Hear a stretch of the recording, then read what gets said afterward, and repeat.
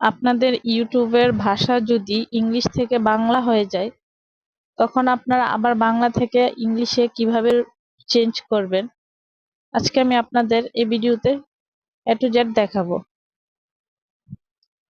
তো কথা না বাড়িয়ে চলুন শুরু করা যাক। প্রথমে আপনারা আপনাদের মোবাইলের ইউটিউব অ্যাপসটি ওপেন করবেন।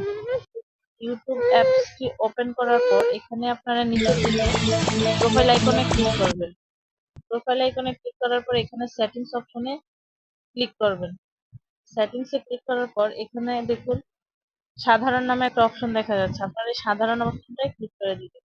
এখানে ক্লিক করার পর এখানে দেখুন দেওয়া আছে অ্যাপের ভাষা, আপনারা এই ভাষাতে ক্লিক করে দিবেন।